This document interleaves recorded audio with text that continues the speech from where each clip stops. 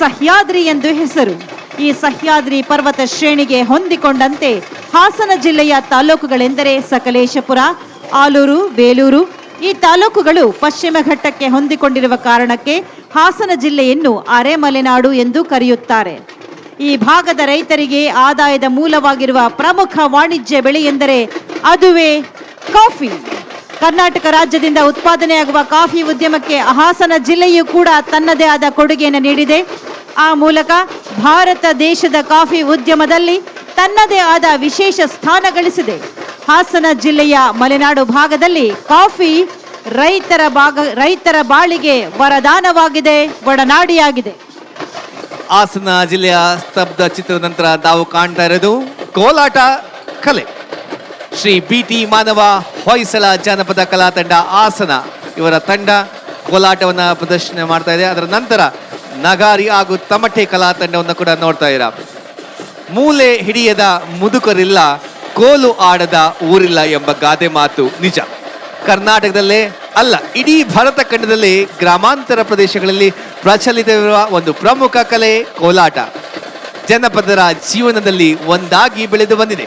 ಹಬ್ಬ, ಹುಣ್ಣಿಮೆ, ಜಾತ್ರೆ, ಉತ್ಸವ, ಮದುವೆ, ಮುಂಜಿ, ಸುಗ್ಗಿ ಇನ್ನು ಮುಂತಾದ ಸಂದರ್ಭಗಳಲ್ಲಿ ಸಡಗರದ ಮನರಂಜನೆಗಾಗಿ ಕೋಲು ಹುಯ್ಯುತ್ತಾರೆ.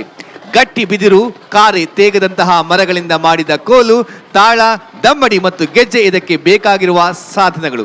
ಇದರಲ್ಲಿ ವೇಷಭೂಷಣವೂ ಇರಬೇಕೆಂದಿಲ್ಲ.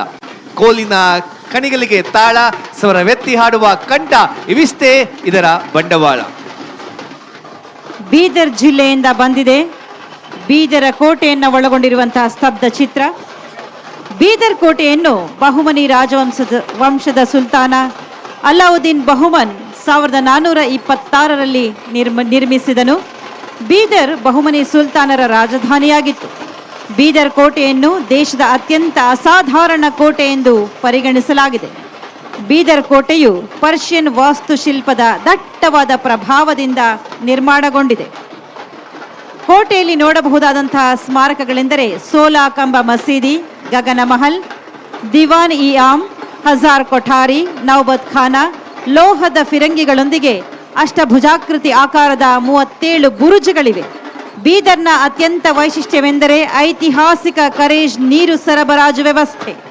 ಕರೇಜ್ ವ್ಯವಸ್ಥೆಯನ್ನು ಬಹುಮನಿ ರಾಜರು 15ನೇ ಶತಮಾನದಲ್ಲಿ ನಿರ್ಮಿಸಿದರು.